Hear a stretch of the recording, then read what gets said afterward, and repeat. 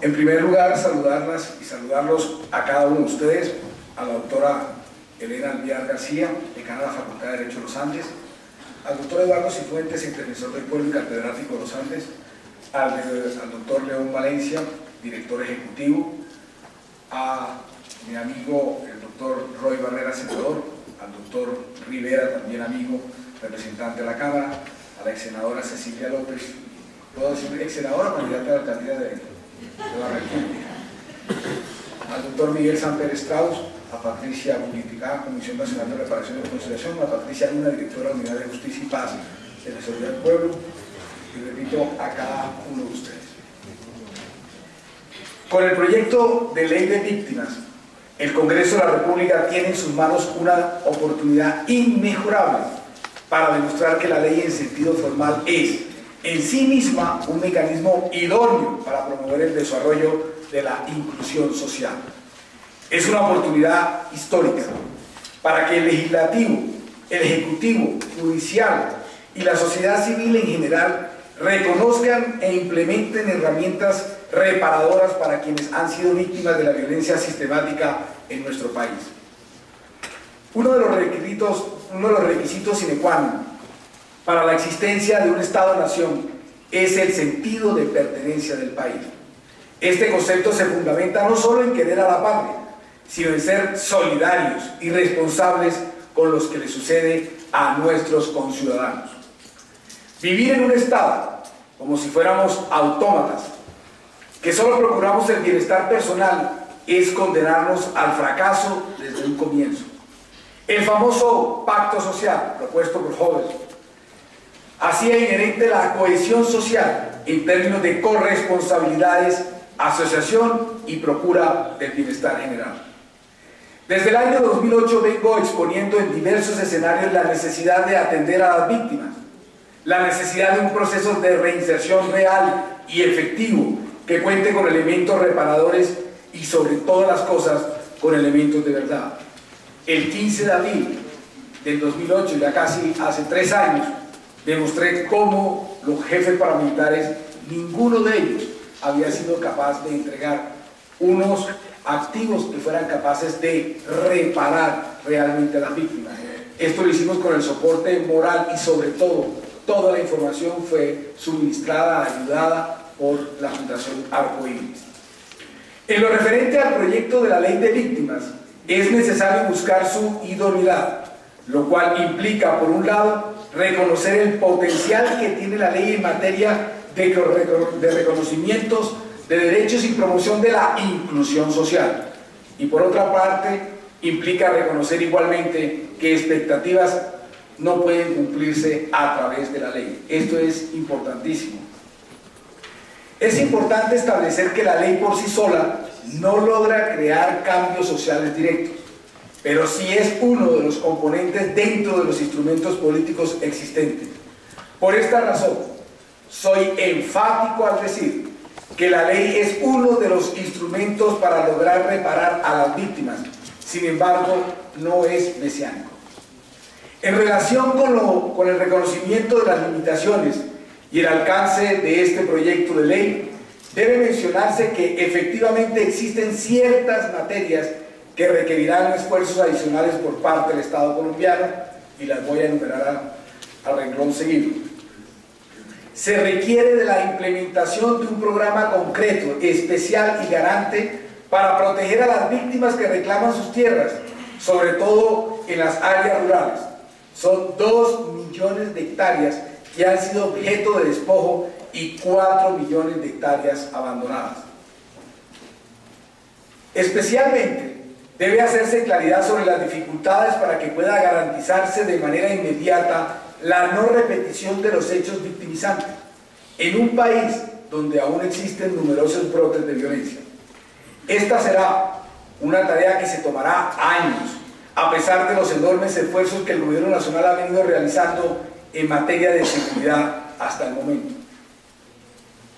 Es necesario reconocer que aún falta un camino largo por recorrer en cuanto a un proceso de reconciliación real entre víctimas y victimarios, que permita una verdadera cohesión social como prerequisito para un desarrollo más incluyente.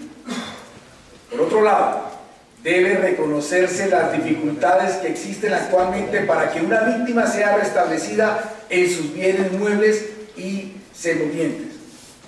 Es claro que la restitución de la dignidad de cada víctima no se reduce a la simple entrega y restitución de predios, sino también de todos los activos que puedan constituir capital para garantizar la subsistencia y el acceso a crédito. Deberá trabajarse más por la implementación de una política clara respecto a las garantías de memoria histórica. Es imprescindible resaltar y subrayar que este proyecto de ley no crea derecho para las víctimas. Ojo, estos ya existen en nuestra Constitución Política y en los distintos instrumentos internacionales en derechos humanos, los cuales hacen parte de nuestro ordenamiento jurídico. Tengo que reiterar que la expedición de esta ley es tan solo un primer paso dentro del largo camino de la reconciliación nacional. Sin duda, la sociedad en general y las víctimas en particular deben tener claro qué es lo que pueden esperar de este proyecto de ley y qué es lo que no. Parafraseando al vicepresidente de la República, abro comillas, si nos ponemos a esperar una ley perfecta, tendremos que esperar unos 20 años más, cierro comillas.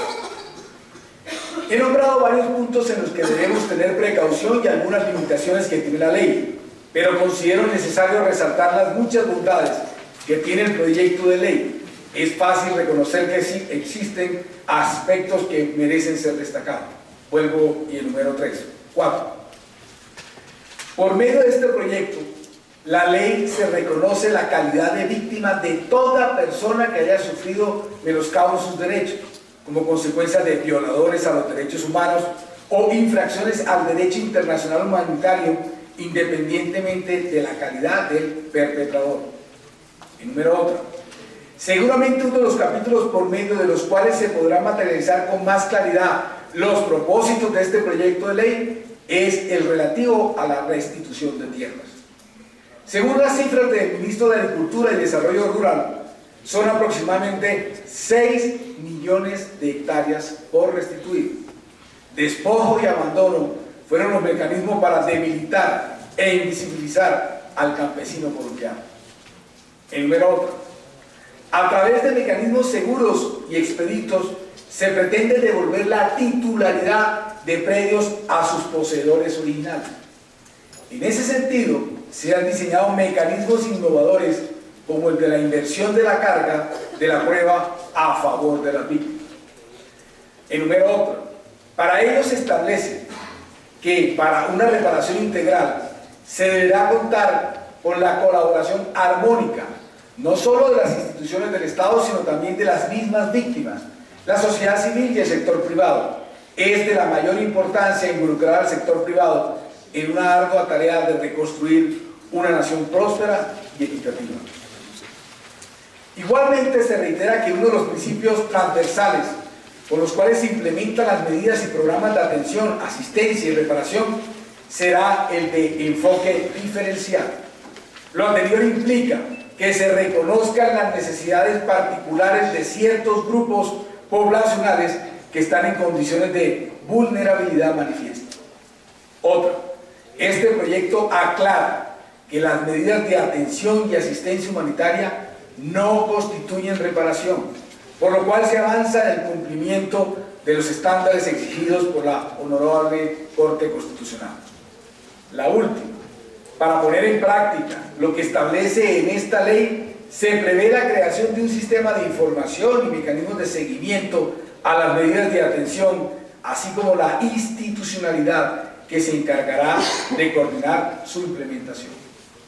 Finalmente, quiero que quede claro, este proyecto de ley reconoce a las víctimas por parte del Estado colombiano en su conjunto, reconoce que existen, las visibiliza, manifestándoles que no están solas, que pueden por primera vez tener garantizada la expectativa de que serán reparadas.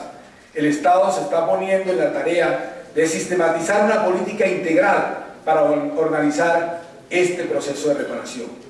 En este proyecto de ley se reconoce que existen limitaciones fiscales, sin embargo, está dada la mayor garantía.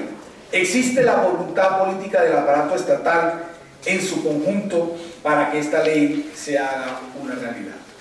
Con base en lo que ayer también publicó la revista Semana sobre el tema de Tolemaida, yo he hecho una serie de afirmaciones esta mañana que algunos parecen no entender o quieren soslayar. Yo he dicho que lo que está sucediendo con Tolemaida, más con el tema de las desmovilizaciones, los falsos positivos, etc., el Estado nuestro, el de ustedes y el mío, se está comportando peor que la guerrilla, peor que la PACRI, peor que los jefes guerrilleros, peor que los terroristas que estamos combatiendo. Alguien me decía que estaba exagerando. ¿Por qué? Si buena parte o una parte de la fuerza pública cree que esos señores que están allá son cómplices o son héroes de guerra, quiere decir que esos generales y esa parte del Estado se comporta peor que Cano. Y eso a uno le da dolor, le da depresión. Que alguien que ha sido víctima una vez por parte del Estado lo vuelva a hacer hasta 2, lo vuelva a hacer hasta 3 veces. Cada vez que sucede este tipo de actos, yo me pongo en los zapatos de la señora madre del muchacho que falleció o de los que fueron asesinados. Y repito, vuelven a ser varias veces víctimas por parte del Estado. Hoy, por lo menos antes de entrar al foro, León Valencia, el gobierno no se había pronunciado. El ministro del Interior tiene que dar respuesta porque el INPEC está adscrito a él y esa gente condenada estaba bajo la dirección o la vigilancia del INPEC. ¿Qué pasa con el señor ministro de Defensa, que sus comandantes estaban a cargo de esas instituciones militares? Y no voy a pedir la renuncia porque en cualquier país del tercer mundo, cuando usted pide renuncia, lo que hace es atornillar más a los ministros. Pero quiero decirles, les tengo malas noticias a ustedes y también para mí. Ni siquiera somos un país del tercer mundo. Hoy no hay ningún general renunciando. No hay ningún ministro que pida la renuncia. Pasan y pasan las horas. La revista Semana llega o es publicada en internet en la madrugada del domingo. Y resulta que hoy son las 8:30, 9 de la mañana y el Estado todavía no se ha hecho sentir sobre este tema, con el cual les quiero decir que me parece bastante doloroso. Y así como recalco que tuve que ver con los primeros debates sobre el tema de las víctimas, también recalco que fuimos los primeros en la Comisión Primera del Senado cuando se hicieron el tema de la interceptación y los falsos positivos de las bombas que habían puesto allá en la 80 cerca a esa fuerte militar o de cadetes militar allá en la 80 con Avenida Sur. Entonces, con esto quiero decir que parecería que otra vez nos vamos a equivocar. Ya lo decía ahorita León Valencia. No hicimos bien el diagnóstico de los paramilitares. Y nos costó sangre porque creíamos que ellos estaban combatiendo la guerrilla.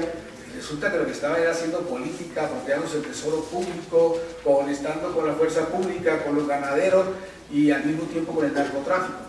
Y parecería que ahora tenemos un fenómeno, un nuevo desafío que son las PACRI y nosotros tampoco tenemos el diagnóstico para eso. Parecería que nadie quiere contar cuántos desmovilizados reincidieron, cuántos están, cuántos van a volver. Por eso entonces ese diagnóstico otra vez tiene que ser importante. Y por último, para contestarle también a lo que dijo la doctora Elena Vial, en cada foro que voy intento decir y recordar que Colombia está entre los 15 países más desiguales del mundo. 10 de ellos son Latinoamérica, nos gana Haití y Bolivia, por lo cual es una verdadera vergüenza. El 20 de julio, el día de mi posición como presidente del Congreso, propuse el fondo de compensación. El 7 de agosto, el día que se posesionó el presidente Santos, lo volví a proponer y él respondió, porque el de candidato dijo que en el fondo de regalía venían 4 fondos y uno de ellos es el fondo de compensación, donde tenemos que estar todos muy atentos, porque un país tan desigual como este se vuelve inviable. De todas maneras, quería referirme al hecho del tema de Tolemaida de hoy en Valencia, porque de verdad es bastante depresivo y triste que ni siquiera estamos en un país del tercer mundo. Muchas gracias y que Dios lo bendiga.